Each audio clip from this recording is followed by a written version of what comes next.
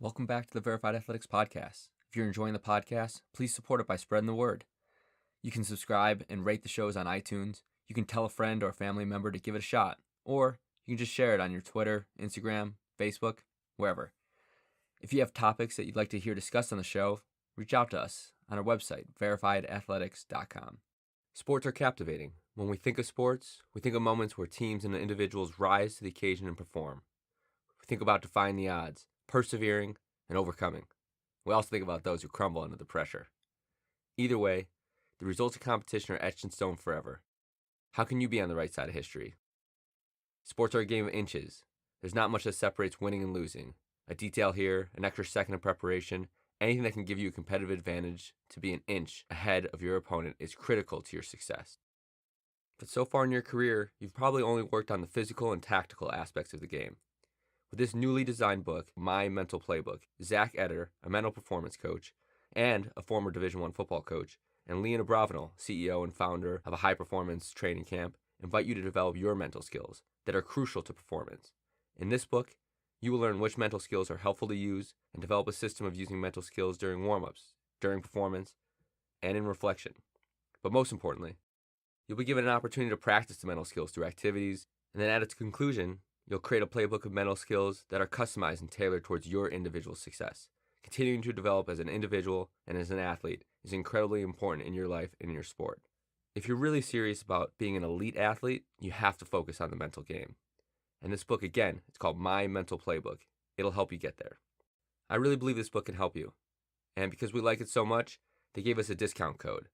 And you can enjoy the book for 15% off. The code is VERIFIED15. Remember, Verified 15, VERIFIED 15.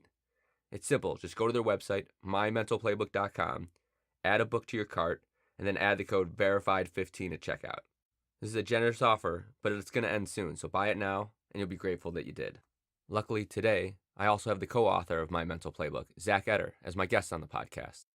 He's a mental performance coach and a master's of education in athletic counseling. He's worked with over 70 athletes on 8 different college and youth sports teams. But before that, Zack worked with football coaches at 3 different Division I schools, including UConn, Delaware, and at Fordham, where he served as my special teams assistant. Enjoy. All right, welcome back. We got Zack Etter here. Zack, why don't you take a minute and introduce yourself? All right, how's it going, Nate? Nate and I coached together on the Fordham University football staff in 2014. So I actually haven't seen you since then, have I? I Or don't actually, I think think I so. went to spring. Maybe I went to a spring practice one of those days, like the following season. Yeah. Um, yeah, but so I currently am a mental performance coach. I stepped away from coaching a couple years after that, and went back to school to get my master's degree in sports psychology. It's actually officially called athletic counseling, with a faction of sports psychology. So yeah, right now I'm working with teams and athletes on developing their mental skills and increasing their mental performance. And by that, I mean, their ability to control their emotions, to remain positive when, they're faced with adversity, to stay with their goals, continue to be motivated, work well together, communicate better. We really talk about how there's 3 aspects of sport. There's the physical aspect, how big, strong, and fast you are. The tactical aspect, which is what the coaches are there for, the game plan, strategy, and where to line up, what plays to run. But the mental aspect of the game is something that, there's not a lot of awareness about. And if people do know about it, they tend to have a hard time knowing how to work on it or get better at it. And a lot of times that's a difference between winning a game and losing a game, being a D3 recruit or a D1 recruit, or making it to the league or not, is how proficient you are at that aspect of the game. So it's been fun working with athletes to try to get better at that. So what's the difference between, you said sports psychologist and then athletic counselor? You said, is it synonymous or is there a difference? So it's not synonymous. When someone refers to sports psychology, there's a lot more research and scientific based approach to that. It's not that counseling isn't a science, but when we say counseling, it's really just the one-on-one holistic well-being of the athlete. I focus on, we call it the 4 domains of life: a student athlete's academic life, their athletic life, social, and personal lives. And the belief is just that all four aspects of their lives need to be functioning at a high level in order for them to perform. So, while if I was a sports psychologist, I'd probably be doing a little more research based study, a little more qualitative analysis and meta analysis of studies that have been done to show what increases performance. Right now, I work with athletes on their individual needs. Maybe it's issues at home, maybe it's issues in the classroom, and with the hopes that if they improve their lives in general, from a holistic standpoint, then they'll be better players. I see. So your focus isn't entirely on just like the edges that give you a better sports performance. It's more of just the counseling in general of an athlete. Is that fair? Yeah, so it's really a counseling degree with a concentration on working with athletes, and because of my background with coaching and my experience with football, I'm able to do that effectively. But right now, I'm pursuing another degree, a licensure to be a therapist, which has nothing to do with sports, although I will work with athletes once I get it. But yeah, it's a faction of sports psychology in the sense that we work together with sports psychologists, and I use a lot of research in sports psychology to do my job. But first and foremost, it is counseling, one-on-one group settings, but with the attention to increasing performance. So given that that you focused on this obviously a lot more than I have, what's the most interesting thing you've learned? Definitely the most interesting thing I've learned is that every athlete has something going on in their lives that are affecting their performance. So nobody is performing at this peak optimal mental level. And I think what's interesting is that coaches are usually just unaware or unwilling to think about that. So, you're out in the field and I'll walk out to practice because I go watch my athletes practice, and coaches will be yelling at guys for lack of effort, which is fair. They'll be yelling at guys for like having bad body language and a bad attitude, which is fair. But I always wonder, like how much time they're putting into considering why. Why is that kid's effort not what you want it to be? Why is his body language poor? What's going on with him? And we know there's only so much time in the day that those coaches have to worry about things like that. But there's always something going on with someone, or perceived. Maybe it wouldn't be a big deal to you or me, but it's a big deal to that player. So to have somebody to work through those things with athletes and whatnot really yields very positive results once you get them back on the field. Yeah, that is something I always made a part of my coaching, although I wonder how much it actually rang true, which was that there was the idea that during practice, games, and meetings, like the expectation was that your mind was there for the athlete, that their mind was going to be there on that thing, and that I wanted to be there for them as a coach to help them with whatever they had going on in their lives. I mean, I viewed myself as being someone that was responsible for their development, not just as an athlete, but as a person. And so, like, I was committed to doing that, but I thought that separating the two out and trying to enter every meeting and practice in game without the other things was always like the thing I tried to coach. But I wonder how realistic that really was. Well, I think, we would, even sitting in on your meetings, we would do check ins with the players, like ask them what happened during their day, ask them if anything's new. And that's great. But I wonder how comfortable a player of yours or mine would have been in a room with his peers and his teammates to say, I've actually been really depressed lately, or I had a panic attack last week. And these are things that are happening all the time, and it's becoming more and more prevalent. And where we are with society, with mental health being less stigmatized and more openly talked about, I'm not sure that's completely translating into a locker room of Division 1 athletes or football coaching staff, where the expectation is to be mentally tough and the expectation is to not have anything bother you. So a lot of times when we see athletes on the field, we assume that they're fine, or when we ask them how their day is going, they say great with a smile, and that's usually not the case. But a lot of times they have things going on that they're not telling us about. Yeah, they that's almost got to be true for a 19 to 22-year-old. And a lot of high school athletes are all this, part of that too. They're all dealing with their own things, and even if like everyone has different things that are the most troubling thing in their life, but everyone has a most troubling thing in their life, and that occupies certainly some aspect of their mind. Yeah, I love the way you put that because what I always say is everybody's biggest problem that they have going on is objectively the same, right? So subjectively, we might consider something more important than others. Like maybe my biggest problem isn't the same as, a starving homeless person on the side of the road, but the biggest thing that occupies my mind all the time is the biggest thing that I deal with. So it's the most important to me. You know what I mean? Just like it would be your most important problem would be something that occupies your mind the most and that you struggle with. Yeah, that's true probably to an extent. I think that there's probably like an in between there where it's not an absolute scale where the same problem to me is the same problem to someone else, but at the same time, it's, you know, not everyone is walking around with the same demeanor at all times because they're dealing with a different set of problems.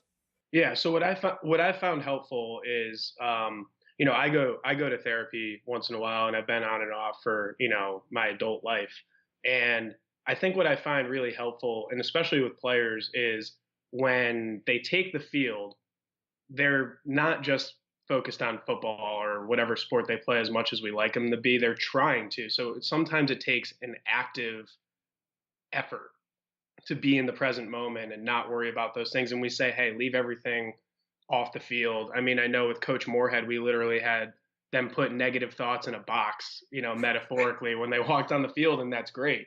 But I think having somebody to talk to that they see regularly, that they trust, and that they know understands sports, they can come to me before practice and talk about their girlfriend and talk about that bad grade that they got and talk about the pressure that they're feeling from their family and the friend who let him down that week and get all those things out so that by the time they take the field and they're ready to go to meetings and they're ready to go to practice, they've already dealt with those things. They've already talked about it. So it's not as much in the front of their mind as it would be if they were keeping it all inside and bottling it up and not talking to anybody about it.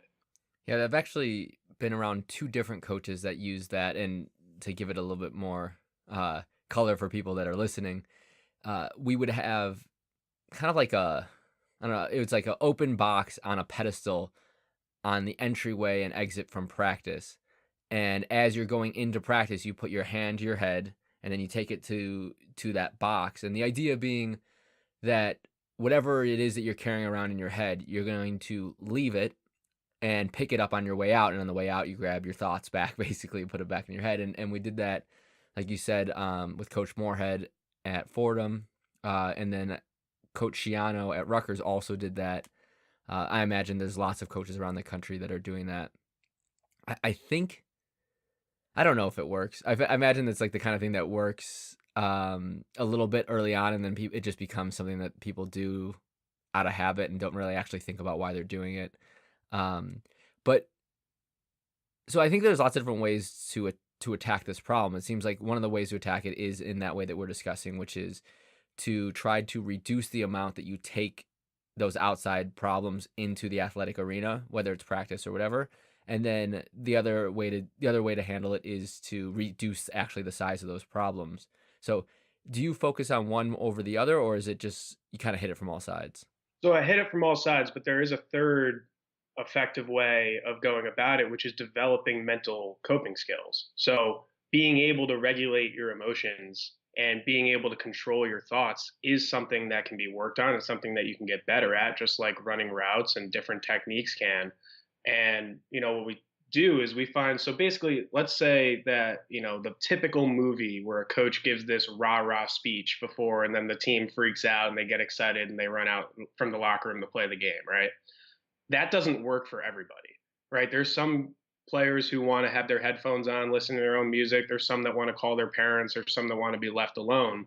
So I work with athletes at finding what we call the zone of optimal functioning, that emotional zone of optimal functioning, where, if they need to be, if they need to listen to country music, or if they need someone to tell them, that they're great, or, whatever they need to go out there emotionally and perform, we try to get our athletes in that zone.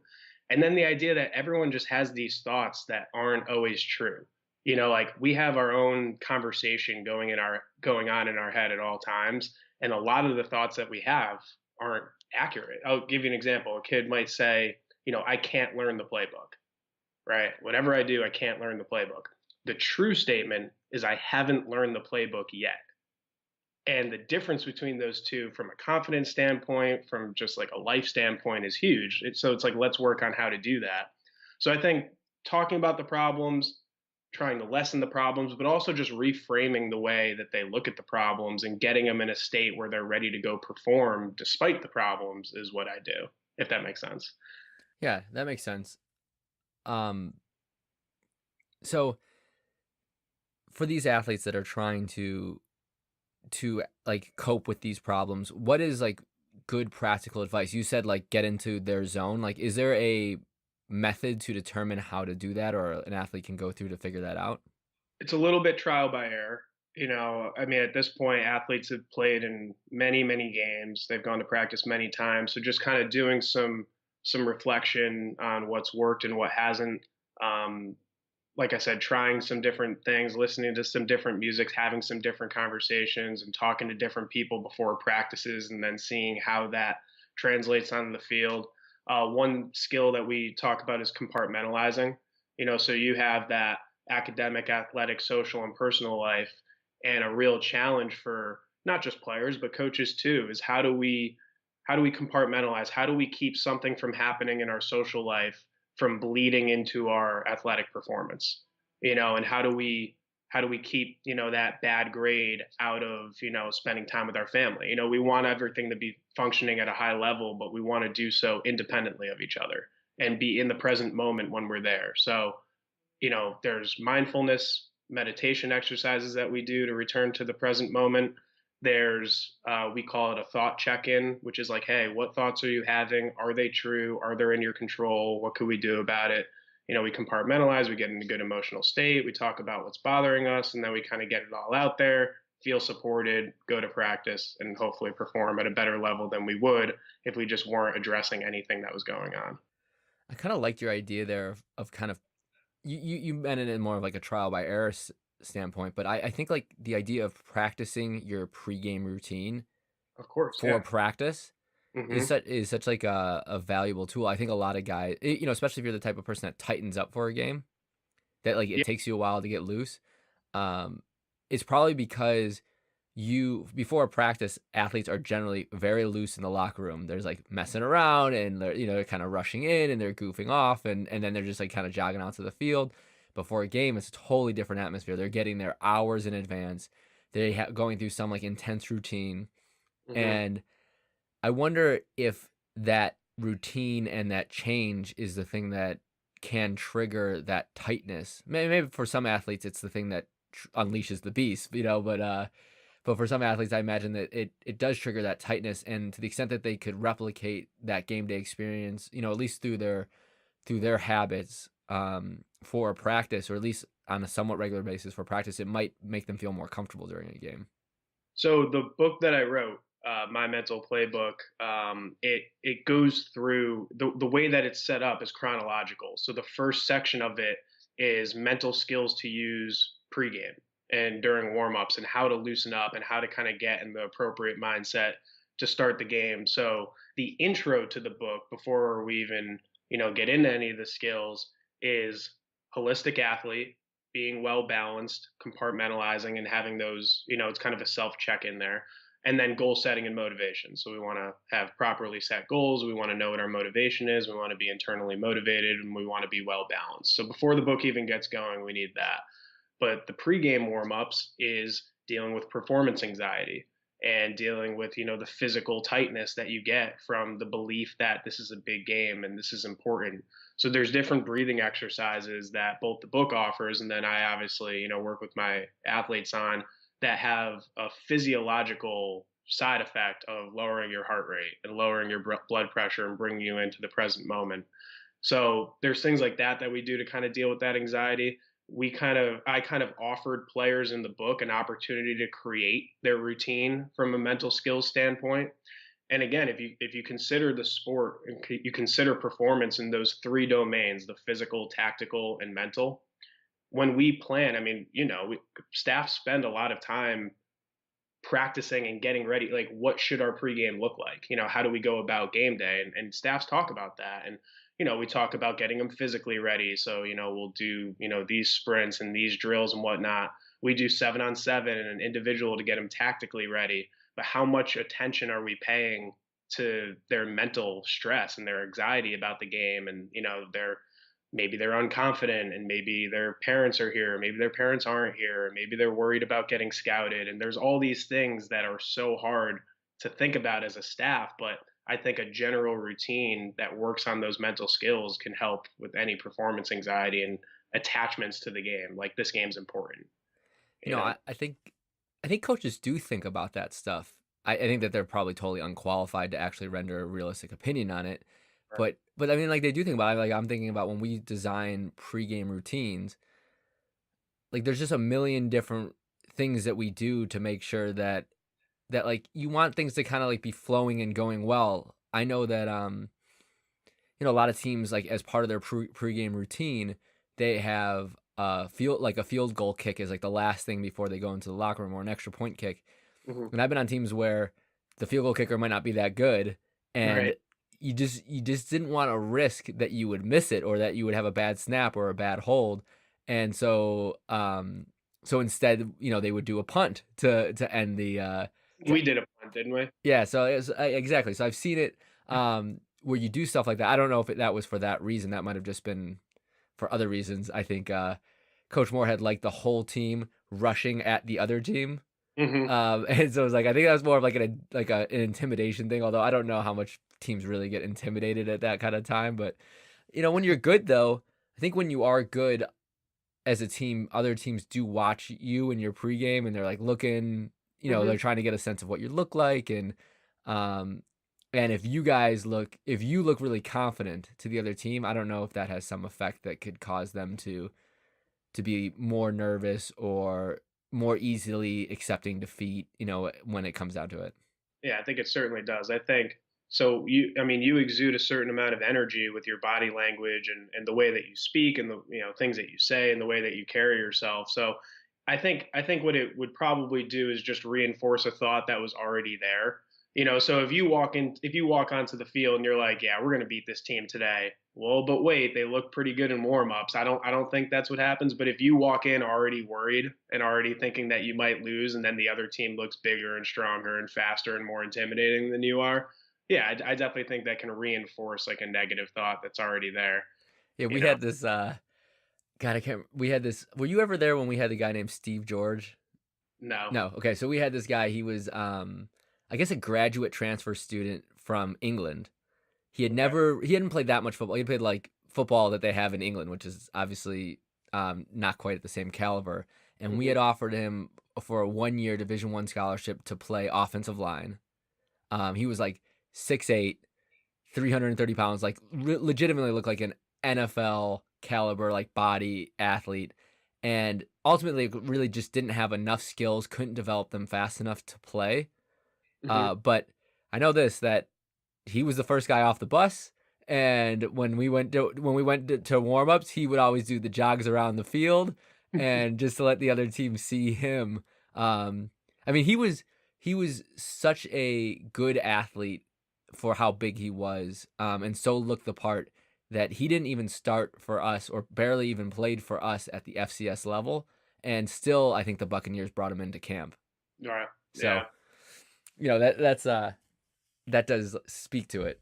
It would be interesting to see how much, to quantify how much players let things like that affect them. Because obviously, what we preach is you want your guys to worry about themselves and their job and what they have to do, and nothing changes no matter what the other team does. But that's just also not realistic, Well, because people are human beings. And well, you wouldn't preach that unless if you thought that people actually would be victim or could fall victim to that. that's true. It wouldn't be worth your time to try to correct that if that wasn't a thing that happened. But just thinking, going back to the performance anxiety thing that we were talking about. There's something called it's the ABCs of cognitive behavioral therapy. So you have an activating event, a belief about the event, and consequences because of your belief. All right, ABCs: activating event, belief, and consequences. So an activating event could be like a championship game, right? That's the event. Your belief about the championship game is that it's important. And then the consequence, because you think it's important, might be anxiety, right? So you can't change the fact that there's a game. You can't change the fact that you get anxious when you think it's important. But what we could work on and what I could work on is that belief about the event. So rather than, oh, this game's really important, it's an opportunity to play the game that I love, or it's a escape for me to be out here and be able to just focus on football and whatever it is, whatever I could find with that athlete to change that belief about the event to make it something that they're anxious about to something that they're excited or grateful or happy to be there about. That gets them in a state where they're more capable of playing. And the issue, to go back to the warm up thing, is you got 80 guys on the sideline. It's hard for a staff to do that individually with each player.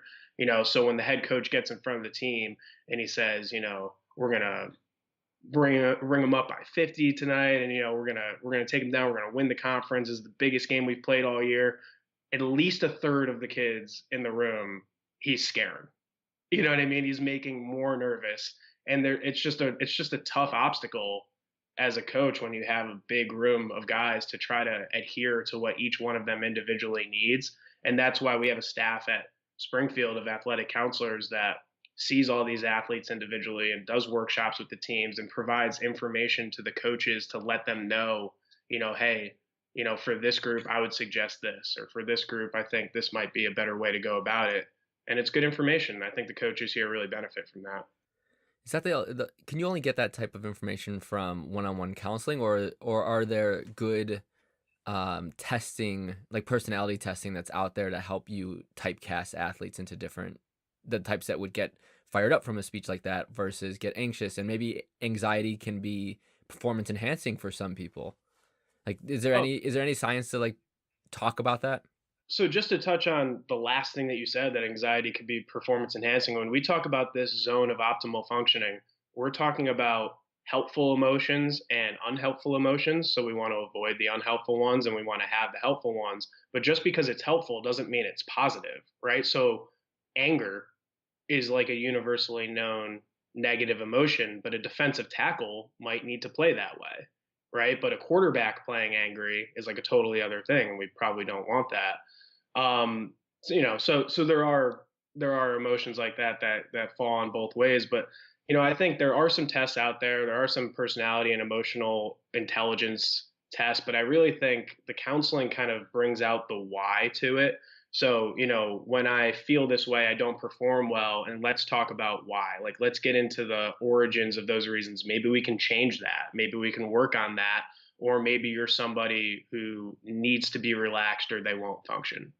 Right. And I think those are what we can get more out of individual counseling. So, what would your advice be for athletes? So for athletes, I think you need a routine. I think it, just like anything physical or tactical, I think you need a routine to take care of your mind and your emotions and your thoughts before, during, and after games. And it can't, just like anything else, it can't be different every time. It can't be, how you're feeling that day. If you really want to get better at it, if you want to be somebody who responds to adversity, is resilient on the road on 3rd and 12, down four with 50 seconds left and no timeouts. I mean, if you want to be a mentally tough, mentally strong athlete, you can't just decide to be. You can't just roll out of bed and be that athlete, just like you can't physically either. It's got to be something that you put time into and that you seek help with and that you work on. What percent of athletes you talk to hear this and go, "That's like really helpful and interesting, and I'm excited about trying this." And then there's probably like a ton of them that say that and then do nothing. But then like, but I imagine there's also some feedback of like, I don't want to worry about this kind of thing. Like, this is like hogwash, or like, like this is just bullshit. Yeah. So Jimbo Fisher has a quote that he says all the time, and he says, "You don't need to be sick to get better." Right. And that's just kind of having that growth mindset of, if there's a player who walks in the door and he's like, "Hey, I have all these issues and I want to deal with them. Let's work on them." That's great, but that's very rare, right? Mostly what it is someone coming for the first time to counseling or a workshop and just seeing what it's like, probably in their back of their mind thinking, I don't need this, like I'm not going to use any of this. But like I said, when we first started talking today, everyone's got something and I'll find it. Right? So I'll find the thing that hurts their confidence, or that in the back of their mind they think they can't do, or this thought that they've had in their head for the past 10 years that's actually not true and it's bringing them down. And I'll kind of expose that for them, and they could see what that feels like and what that does to their approach and their performance. And it makes players and makes a population of people who don't like feeling vulnerable. But so does going to lift a weight that you've never lifted before, or learning a new defense, or things like that. And that's why we're trying to break the stigma of mental health and of mental performance, and to try to say it's okay to work on it. It's okay to say, like, I'd like help with this, just like you would go to a teacher for extra help, or a coach for extra help, or whatever it is. Do you notice a difference between the type of personality of an athlete that takes to this coaching and those that don't? So I imagine there's some that come in and they immediately see the value in it and do the exercises and make progress, and then some that try it and walk away from it in some way or shape or form. Yeah, I think the two people who accept it the best are the people with a growth mindset, that I'm going to do anything that I can to get better. And if meeting with an athletic counselor once a week gives me a chance to be a better athlete, then I'm all for it and I'm ready to go. So I think those are the athletes. The other athletes are the ones that actually have some debilitating mental health issues that they actually need to work through in order to increase their performance. The athletes that I see that it doesn't work for are people who are a little blocked up, like they have emotional or mental issues that they don't want to get into and they won't allow themselves to get into. So there could be someone who sits there and they're like, yeah, my friend said this, and my teacher said this, and my mom said this, and we're not actually getting anywhere. We're just on surface issues, and they won't talk about any, deeper issues that are going on. And then the other ones are just people who are embarrassed to seek help, or think that it makes them look weak, or it makes them, that they're going to get made fun of. And that's what's so great about Springfield, is that everybody's working with somebody. So there just is no second thought about it. There is no stigma. There's confidentiality in what we do. So people don't know who's working with who and what's being said and how often, but people are receiving help from mental health professionals, athletic counselors, athletic trainers. It's just such a mind, body, spirit oriented school that everybody accepts it, and the results are pretty significant. That's great. And then for coaches, what should they be doing different? So I actually gave a presentation at the Nike Coach of the Year clinic in Hartford last year to coaches, and I like working with coaches more than anybody, because coaches who go to these clinics and go to these speeches, they're trying to get better, right? They're there to incorporate some new information into the way that they go about things. And the speech that I gave was how to incorporate these mental skills into their coaching routine and into their coaching style. So, we talked about different types of feedback to give and different awarenesses you can have, different activities to do with your team. And I think just understanding, like we've talked about, that everybody's dealing with something. And I'm not saying don't yell at your players, and I'm not saying don't be hard on them, but to maybe put the time into, privately meeting with them and asking them what's going on, and understanding that they're going to be anxious before a big game just like you are. So if I were to ever go back to coaching, I would have breathing, working with mindfulness and those deep ocean breaths before practices or before games, and work that into our pregame routine. And, the not meditation, but just, the relaxation and breathing. And then also just checking in with our, my players' confidence and, their emotional state. And it's really hard for a coach because, like you said, a lot of them aren't qualified to do it. But I think if a player just knows that their coach is mindful of it and respecting that they have things going on and wants to know what's happening, I think that makes a big difference to them. Yeah, I would think so. I keep on hearing when I'm hearing you say, I keep on reacting to being like, God, almost none of the coaches I know would I trust to like have like a really like um good interpretation of what the best way is to help, but maybe like just making the effort is helpful in its own, even if it's not like the most well guided. Yeah, I'll give you like a more specific example of something a coach can do. So a lot of the times players catastrophize, right? Like they're laying in bed the night before the game, and if they're an anxious person, they might be thinking of all the things that can go wrong. And that's the opposite of what we want for them, right? Like we want them visualizing success. So what we call it is objective visualization. And it's really, rather than picturing yourself, doing everything perfectly right and you winning the game 100 to nothing, or everything completely wrong and losing the game 100 to nothing, to ask yourself these four questions. What is within reason the best case scenario for this game? What is within reason the worst case scenario for this game? What is the most likely scenario, and what's in my control? So best case, worst case, most likely, and what's in my control. And that way you kind of get it all out there. You're like, all right, the worst case is that I blow a couple assignments and I make a couple mental errors and we lose the game. The best case is I stay true to my technique, I understand the game plan, I execute well, and we win the game. The most likely is probably that I make a mistake here or there. It doesn't badly hurt my team. I'm able to make up for it and we win a close game. And what's in my control, I can prepare, I can get a good night's sleep tonight. I could do all the things that I need to do before the game to be mentally and physically ready to play. I could ask my coach for help if I need it. So to kind of go through that checklist with your players, to wherever their mind is, to bring it back to focus and bring it back to the present moment, and to ask yourself those four questions, it kind of gets everything out there. And it's kind of a healthy way to think about a game the night before a game. That's like one of the activities that I would do as a coach. So do you think the concept of like the positive visualization stuff is a little overrated, and that there should be like more diversity in your thoughts going into a game?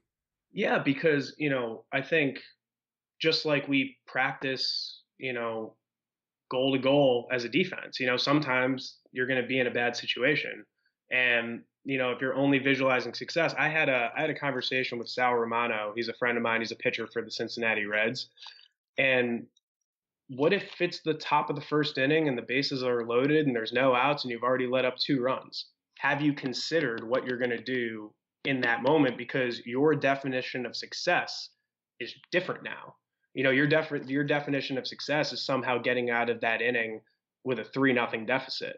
So when you think about letting up 3 runs in the first before the game, that's a terrible situation. But if it's already 2-0 and the bases are loaded and there's no outs and you can get out of it only down 3-0, then you won from that point forward, right? So kind of considering all the different aspects that can happen in the game, like I'm not just going to envision getting an interception and returning it for a touchdown, but after I let up a catch, where can I put my hand on the ball that's going to get it out, and how can I make sure I get that guy to the ground? So all of those visualization things I think need to be considered. And when you do that, when you think about all the scenarios, positive and negative and realistic, and consider what's in your control, I think you're more ready to play the game than if you're just, oh, we're going to visualize success, everything's going to be fine, like we're just going to attack and dominate and all those things. Because in the player's mind, a coach can tell them to do that, but while they're doing that, in the back of their mind, they're like, I don't know though, because I didn't get it right every time in practice, and I've made a mistake on the field before. So you could tell them to do it, but they don't fully believe it. So you may as well just talk about it. You may as well go over positive and negative scenarios and how to retaliate and that's how you're resilient, to have a plan for those situations. And you might know better than I do, but I know that there's people talk at least about a study of people that visualize themselves shooting free throws versus those that actually shot free throws, and the change in their performance as a result. I also kind of like, there's something in the back of my head telling me that that was like a bullshit study that actually never happened and it was just like folklore. Do you know Yeah, anything about that, or? I know a little bit about it, and I tend to agree with you, because I don't think, like, I could visualize playing the piano right now, but that doesn't mean I can go do it. So I think you want to add to your visualization, you want to add information that's objective and real. So for coaches to provide their athletes with that might be something positive too. Like, hey, I got this right 14 out of the 15 times that I, in practice, right? So that's what I can visualize. Like that's what I can tell myself, when I'm, we talked to Sal, the pitcher that I had the conversation with, and he'll tell himself percentages. If I get this ball in the upper left quadrant, he's got like an 11% chance to hit it. So using those percentages and using real facts about your performance while you're visualizing and while you're planning, uh, really helps because your brain is smarter than that. Like your brain's not stupid. So when you visualize success and tell your brain that you could do something that you've never done before, you're not just going to believe it. You're going to have doubts about it. So, what if the coach gets up in front of a team when you're in the middle of a 1-5 season and you're playing a 5-1 team and you're telling them that you're going to win, you're telling them that you're going to come through, they don't believe it. You know what I mean? You gotta use real facts. You gotta say we had our best Tuesday that we've had. We are able to exploit what they do in this way, this way, and this way. And if we play a certain way, it's going to be a close game, and we can take advantage of the situation and try to win the game. That's a more reasonable, realistic thing for a player to be able to internalize and accept and build their confidence about. Yeah, I mean that all makes sense. I think that there's probably value. I would think that there's value to playing through decisions that you're going to have to make. I think that that's something that realistically you could practice outside of the practice field is thinking about the decisions that you're going to have to make. And even if it's as simple as the decision to, like, I'm thinking if I'm coaching defensive backs, that when the ball's in the air and the wide receiver's about to catch the football, that I'm going to try to come up through the ball instead of like swipe it down or whatever the coaching might be. Like to even if you're not going to be like just like to practice making the right decisions. I think that you could realistically do that. Although I don't know. I mean, because how different could that really be than making the decisions themselves in like a practice setting? I mean, I imagine it's not that different. I don't know. Maybe you think differently. Maybe you think about that. I think it's different in the sense that it's just another rep. It's just a Exactly. mental rep. So it's more practice to be able to sit there and do that. But I'm not talking about while they're out to dinner and just kind of running through their minds. I'm talking about putting time aside to really think about it and really provide facts to it. So, I've seen on the film that guy run a hitch from that spot in the field 70% of the time. And when he does run that hitch, this is what I'm going to do about it. So you're not saying everything's going to be great. You're not saying, he's never going to catch the ball. You're just speaking factually and objectively and statistically. And that gives your brain more confidence than anything else, than any positive, you know, obscure visualization of winning the game 100-0 and I'm going to have 6 pick sixes and just to go through it mathematically and statistically from what you've seen on film and what you've practiced is a good visualization tool. That's better. I have like my own little theory that people have no idea how statistics actually work and that they really struggle to conceptualize what it means for something that happened 25% of the time. I mean, I know that people do in some ways understand. I mean, they know that that means that you know, it's like a 1/4 of the time. I get like that they understand it at some level, but I don't know if it's at a transactable level for people. Um, because like I feel like that people in their hearts just think if something is supposed to happen more than 50% of the time and it doesn't happen, that's a big surprise. And if it's supposed to happen less than 50% of the time and it does happen, that's a big surprise. Well, and also when we say 50%, are we talking 2 out of 4 times? Are we talking 2,000 out of 4,000 times? Like it's, if we say, hey, this guy's going to run this a third of the time, but he's only lined up there 3 total times and he did it once, then that's not real information. Yeah, That's not. that's a whole other thing. I mean, but even if you knew for a fact that he's going to do it 1/3 of the time, I don't think that people actually really understand how to deal with those expectations, right? Yeah, I hear you. I mean, that's why they have all those big buildings in Vegas, Right. because the gamblers go there. They don't exactly go there to make money. So, No. Well, they do, but they shouldn't. well, yeah, that's right. They do go there to make money, but that's not how it ends up turning out. Otherwise, there'd be Bellagio wouldn't look so nice. Right. Hey, I wanted to ask you, what do you think? Because I've been talking to some Division 1 programs. I can't really be specific right now, but I've been talking to some Division 1 athletic departments about how having a mental professional coach, a mental performance coach on staff can help with recruiting. And the way that I framed it was, let's say that coaches walk into, a player's parents' living room, and what the parents really want is for their child to be taken care of and safe and happy and fulfilled and content, right? Like they care about, a lot of them care about those things more than anything else. So to be able to sit in a living room and say, any issue that your player has from an academic, athletic, social, or personal aspect will be taken care of by a licensed professional mental health worker who's a part of our staff and a part of our athletic department.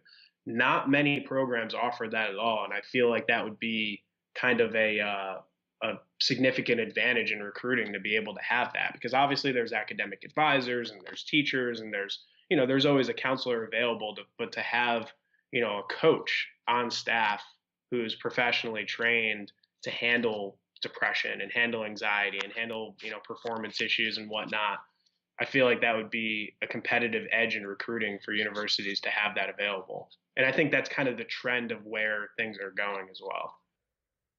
I mean, I would think that at some level, for some athletes, it must be just Yeah. like just like anything else. I mean, it's just another resource.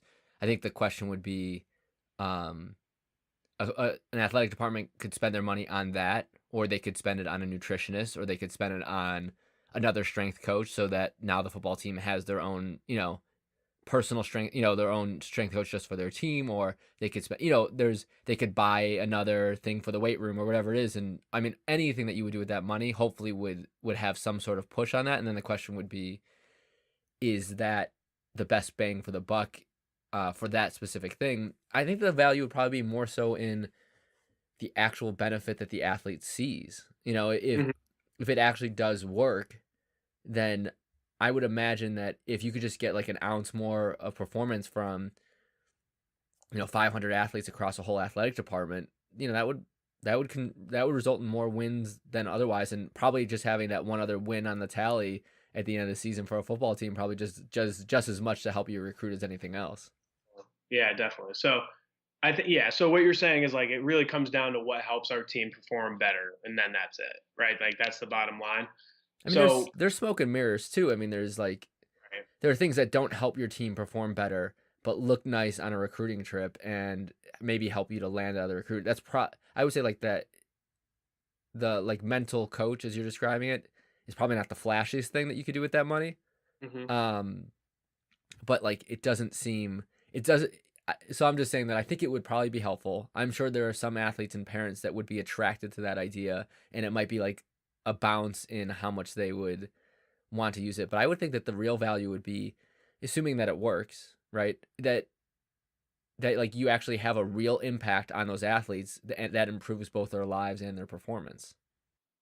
Yeah, for sure. And that's definitely well put. I think one of the challenges in my field and with my profession right now is we're trying to kind of develop this sports psychology professional field and realm within professional and college sports. The question of how to quantify the value of a mental performance coach. So if someone says like, for a football coach, it's like how many games did you win or lose? For a strength staff, it's like, did the team increase in their, ability to lift certain weights and certain drills and whatnot? How big, strong, and fast was the team? For a mental performance coach, it's difficult for me to quantify the value of that because of the confidentiality ethics in what I do. So, for example, I worked with an athlete who was all American in high school and came to Springfield, and he was dealing with those transition issues and dealing with relationship issues, being away from home, having like anxiety about needing to perform like he did in high school, but he's a freshman, all those common issues and whatnot. And now he's 11-2 this year, like his sophomore year, and he's doing much better. It's an individual sport, but even right now in this conversation, I can't use specifics and I can't tell you what we talked about and what we worked on because of confidentiality. So for a nutrition, like Tom Brady's nutritionist, and he could take a picture on the field after a game and post it on Twitter, and everybody knows that that nutritionist is working with Tom Brady. I can't do that with clients of mine because of the ethics of counseling and the mental health field. So it's just difficult to talk about. It's difficult to kind of prove and quantify your worth in this field when there are those boundaries and are those ethical guidelines that you have to follow. You know what I mean? I mean, I can't imagine that I'm the first person trying to solve this problem. But I would think that there's if you're if my way that I would try to solve it is I think that there'd be a way to have survey results and just like anecdotal evidence from players that would just say to their other coaches or athletic directors, whatever, that this thing is helping me, right? So Yeah. that's like the anecdotal evidence. And I mean, ultimately, if this thing is actually beneficial, and I have no reason to believe that it wouldn't be, there's got to be evidence, right? Like, the evidence could be as simple as you get, like this would be beyond a single person, but like the field itself, you get 100 sprinters, right? You divide them up 50-50 and you have 50 of them go through a 1 hour Oh, sure. of counseling. And like, to the extent, I don't know like how much you want to, if you want to like prove that like it's actually the counseling and not some placebo effect from like the thought of the counseling, then you would have like real counseling, and then you would have kind of just like bullshit counseling that's just them going and I Oh, man. I mean like I'm a skeptic at some level, so counseling, I think I think there is a huge percentage of it that probably is triggered by some placebo effect. Just like the because it is all it's internal, and you're helping people to help themselves. Well, yeah, you're helping. Yeah, you're helping people. Have thoughts and get to places with themselves that they needed help getting to those places. That's pretty much what it is for the most part. But yeah, I mean, it's there. We do surveys. We do ask kids to report back to their coaches things that they thought that they got better with, things that they thought that they were able to improve on because of the counseling. But it's just still a growing field. It's still a growing um, idea that athletes are allowed to have mental health issues. Just because they're performing at high levels, whether that's the NFL or Division One or FCS or whatever it is, that they have issues going on with their lives too. Those issues are able to be worked on and dealt with just like everybody else's are. And the result for them could be, an increase in performance, an increase in well being, an increase in overall happiness. And, I think that that's something to think about and work on. And, when I talk to coaches too about, um, these things, the reality is every coach's worst nightmare is a tragedy happening on their team, right? So when I was on the staff at the University of Delaware, we played Elon the last week of the year, and a senior on their team killed himself the week before the game. And we had to go through talking to them about, do you guys want to play this game? Is there anything that we could do for you? Those types of things. But for the first time since I coached, we sat around a staff table and were forced to have a conversation like, could that be something that happens to one of our players? And are we doing enough? And what else can we do? And, to have that thought and have that, feel like, well, we're responsible for 75 kids and none of us are really qualified to deal with that. I think that's kind of a scary place to be in a staff. And I'm telling you, man, like social media and all this scrutiny, all this pressure that is going on with athletes and all the exposure that they have and mental health getting worse in society, like this isn't a problem that's going to go away. It's a problem that needs to be dealt with. And for someone with your training and in your position, if you got the sense that an athlete was starting to have those types of suicidal thoughts, Mm-hmm. are you trained to even to deal with that, or is that like you just know that you can like be like an early detector and get them into the hands of like a more qualified professional for that particular thing? So my ethically, I'm able to deal with that when I finish this licensure. But no, I am trained to deal with that. I mean, I have had situations like that, and I've had situations where, an athlete expressed to me that he had suicidal thoughts in the past and that he was worried that, the anxiety that he was dealing with now was, going to trigger those thoughts again. And, you just kind of, to me, they're not athletes anymore at that point. They're obviously like their performance to me doesn't matter anymore, and you just kind of zero in on the issue. But to me, to give them the resources that they need to kind of work through those thoughts and provide them with a setting that they could speak freely about it and deal with that, but also understand the athletic component of it. Like I know what's required of them, so I know you know that they need to go to lift and meetings and practice and who they're playing and how much playing time they're going to get and what that game means to them. So to have all that background information from an athletic standpoint while dealing with, the mental health aspect of it, I think is really important. But, when you face a situation like that, again, the confidentiality is an issue because I can't go tell his coach that he told me that, but I could work with him on what the best solution is to dealing with those thoughts and how he feels and then go try to handle his athletics. Does that make any sense? Like we could work through a plan of how to better deal with those things. And maybe it does involve telling his coach, maybe it involves telling his parents or, you know, changing his routine or, taking a leave of absence from the team or whatever that player needs at that moment. But we can kind of intercept that situation, no pun intended, but we can kind of, step in and make a positive change on the situation before it ever gets to a point where something bad happens. Yeah, when I was coaching, there was an athlete I recruited who did attempt to commit suicide as a player, Hmm. and I think ultimately, like his teammates were there and saw him acting very strange, and ultimately talked to him. I think down from his his goal, whatever what he's trying to do, commit suicide, and when I found out, I think I found out the next day. I know I personally felt helpless. Like I spend a good chunk of my life trying to be better at helping people to stay motivated and become better versions of themselves and work through problems and like this all of a sudden like that felt like way over my skis Yeah. and I didn't know what I could do other than just like I would with a family member or anything else, just like try to be kind and helpful and ask what I could do. I felt so like professionally unprepared to handle something like that, and I know like in that case we referred that athlete to like a qualified professional, I guess I should say.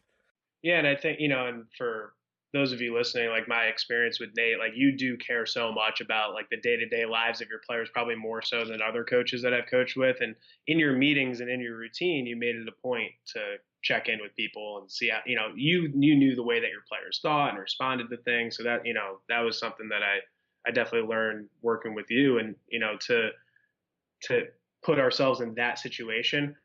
I would just know, I just have the training and the statistics and how things work with. So okay, how are those friends that were there? How are they going to respond? What kind of post traumatic stress are they going to deal with?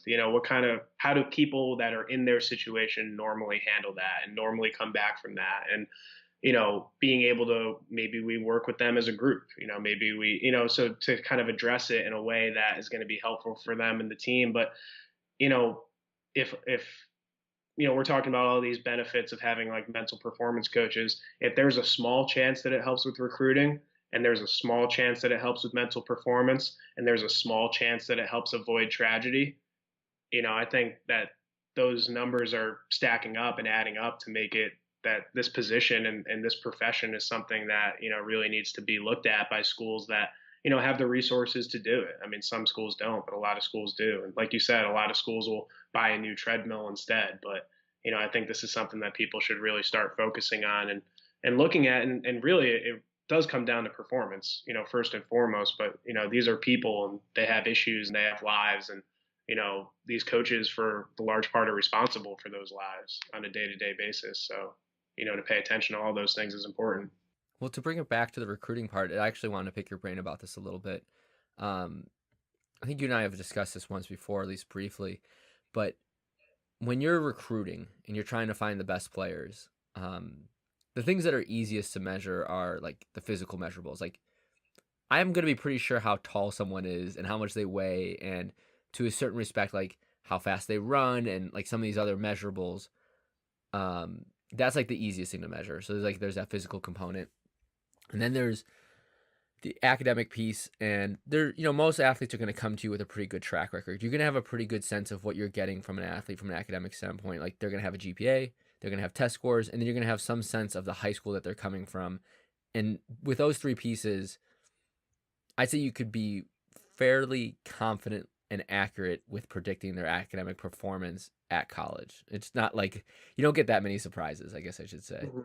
And then you also can then probably like the next piece is watching them play football, and there's things that come through in the way people play that are difficult to measure but are still like clearly in the area of like a physical performance.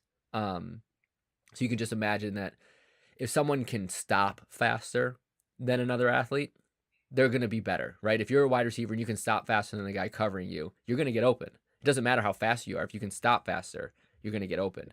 And so you can see that when someone plays, even if you can't measure the physical bit. And so like you can still see that. And so that's like a little bit getting a little wish-washy about trying to evaluate an athlete, but it's still, but it's part of it. And then the last piece is there are athletes that are other you would imagine would otherwise be equal. They got similar grades from similar schools, they got similar testing numbers, similar like height and weight, and when they're playing on tape, you see them having similar athletic abilities, and one of them will be great and one of them will be just okay or not so good or fail out or quit the team.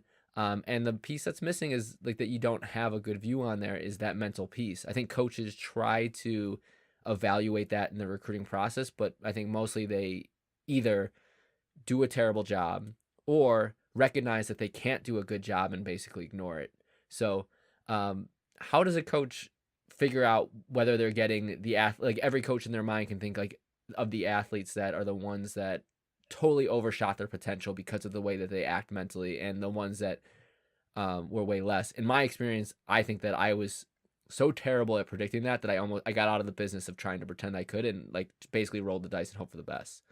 Yeah, and I think a lot of staffs do roll the dice and hope for the best, and they roll the dice on the best athletes or the ones with the best film, and that makes sense. But I think, and just so people understand, your coaching career and the longevity of it and the success of it is dependent on how well you recruit, right? So if you could recruit, you're going to have a long, successful career. If you can't, then you won't.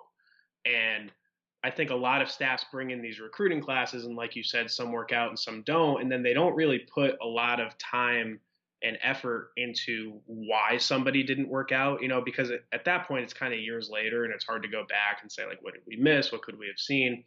But in terms of finding out the mental information, I think it's just about finding out the right information. So it's not asking their high school coach, like, hey, how did they do under pressure or whatever. I can get in a room with a kid for an hour and I can walk out and I can tell you why he plays the game. Does he love the game? Is his motivation and is his work ethic something that's sustainable at the next level when it becomes more like a job and he has other responsibilities and he's exposed to different things? So I think the finding out, the motivation piece, and, I talk about it in the book, there's internal and external motivations, right? So external motivations are, I want my parents to be proud and I want to play in the league and I want to, this to be my job. I want to make money. Internal motivations is like, man, I cannot stop thinking about football. And I love this game so much. I love the grind. I love trying to get better. I love, the like competitive, just being out in the field one on one with, so, and you could just sense that from someone when you ask them about it. And then in terms of them loving the game, asking them what they want with their life, asking them what's important to them, asking them who they spend their time with. If I have a recruit and I ask him who he spends his time with and he says his parents and his girlfriend, I would wonder why he doesn't have many friends. Like I would wonder why other people don't like him or why he doesn't like other people. Like all those are kind of, there's some red flags that you could look at. Someone who, is externally motivated instead of internally motivated. Somebody whose goals are either unrealistically high or unrealistically low. Someone who doesn't have like a realistic sense of how good they are. So if I'm talking to a recruit at Fordham, if we're trying to recruit, or let's say we're trying to recruit a kid at a D3 school, and he's saying that he wants to, play for Alabama and be the starting quarterback of the Patriots, that's a red flag. We want somebody who's in touch with how good they are, their place, what they want, what they're aspiring to be. I would ask them about their emotions and see if they're willing to talk about it, because we know players who control and harness and handle their emotions the best are the best players. We don't want flat effect unemotional players or players that pretend that they're not emotional. So all of those things to kind of judge like a player's ability to handle all the challenges and all the anxiety and all the pressures of the next level And people aren't really able to do that. So when they can't, or they don't know how, or they're not willing to, they pick the best athlete and they pick the best film. And then when that player shows up and he's late to lifting or he's not giving great effort in practice, and now he's getting yelled at in the practice field for it, and we kind of missed that window that we had to say, does this kid even care? Or is this something that this player wants, or are they here for the education, or are they here to meet girls, or whatever it is. There's ways to find that information out prior to offering someone a scholarship. And if you're able, the Cleveland Indians, for example, send scouts to minor league or those kind of summer league games, and they just send mental skills coaches to go have a conversation with the player and just report back to the staff with the Indians what they thought, what their impressions were, before they really started scouting them. So there are ways to do that preemptively. Yeah. So like I heard you say externally versus internally motivated. Mm-hmm. And I'm trying to think what other pieces like really stuck out as like signs that a coach should be looking for. Maybe you could pop a few off. Yeah, we want our players to be internally motivated. It's not that external motivations are bad, but we prefer them to be more significantly internally motivated. And then I was just saying, goals that aren't conducive to where they're at. Like Yeah. just kind of, we want them to have a realistic sense of themselves and where they're at and where they're going. You want them to have a social support network that makes sense. Like you want them to have some good friends, some people that they talk to. If they're in a relationship, that's fine. Check how they interact with their family.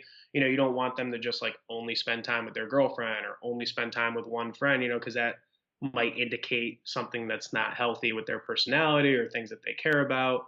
You want someone with a strong work ethic. So ask them, how they prepare for a test.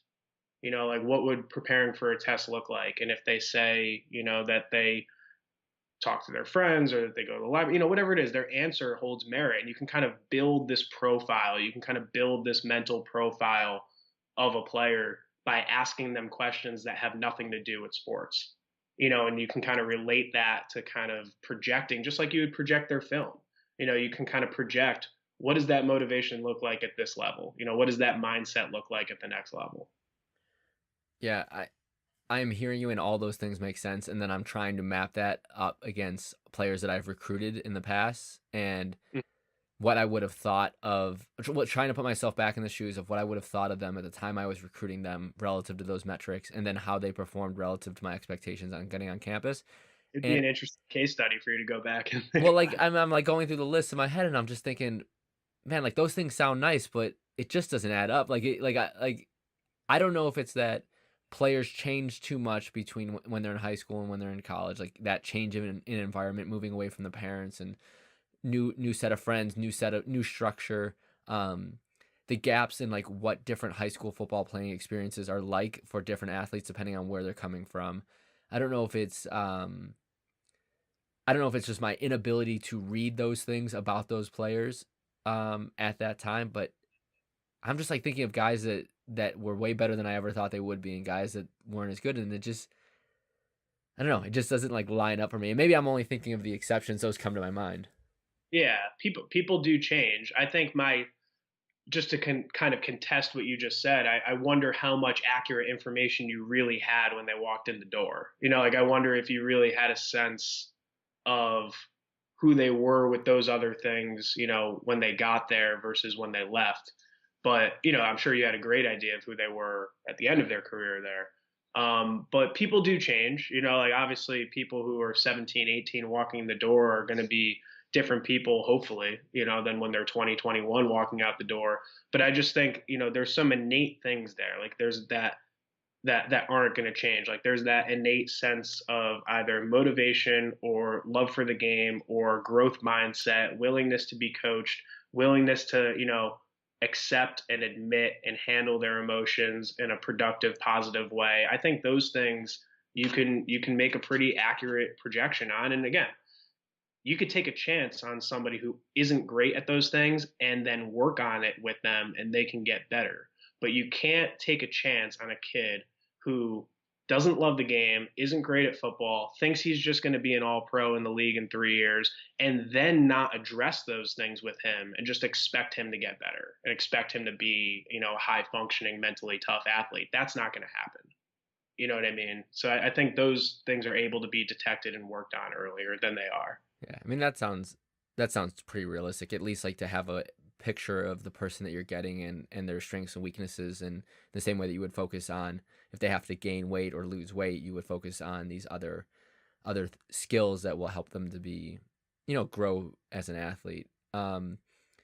Is there any like actual studies or evidence to support like this idea that having healthy, because like those things, I imagine they would apply just as well to anyone for any job as they would for an athlete. Yeah, this is what we do with performance psychology is not, it's not specific to just athletics. It could be any performer, singer, it could be a doctor, it could be a salesman. Like people have talked to me about going to make a pitch to businesses to kind of increase the performance of their sales team, because it's all the same type of ideas. Yeah, so I mean, there's got to be research on it, and I mean, do you know of anything that, or like any places that someone could go to learn more about it? About what in particular? Well, What are you like asking? this idea of like, if I'm just thinking I'm interviewing someone for a job, Yeah. and if I want to hire the person that is internally motivated, I want to hire the person that does have realistic expectations. Like I don't imagine like recruiting an athlete is any different than hiring anyone for any job. When it comes to like having someone have those traits, is probably going to be more likely to lead to their success. And then I was hmm wondering if there was any study that backs that up in any way. Yeah. So there's studies. I can get you the information off the top of my head. I'm not sure who did it, but we did in my first class. Al Pettypie is like a he started the athletic counseling program at Springfield College, and he talked about just he called it the little foot approach, right? So it's kind of just a one foot in front of the other approach where you kind of build this relationship with the athlete, and you kind of get this overall picture of who they are. And the little foot approach talks about how and internal motivation sustains failure, right? So if you're internally motivated in something externally, and so much of sports is external, right? Even the score is something that we just kind of put a label on, winning and losing, what it means with rankings, what it means with standings, what it means with scholarships in the draft. Like that's all things that are in the outside world. In the inside world is like us controlling what we can control, which is our thoughts, emotions, and performance.